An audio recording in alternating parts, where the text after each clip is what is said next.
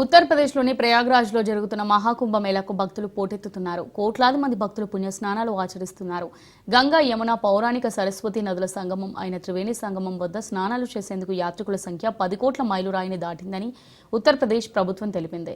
ఈ నెల 13న ప్రారంభమైన ఈ మేళా ఫిబ్రవరి 26 వరకు కొనసాగనుంది. ప్రపంచంలోనే అతిపెద్ద మతపరమైన కార్యక్రమమని ఉత్తరప్రదేశ్ ప్రభుత్వం తెలిపింది.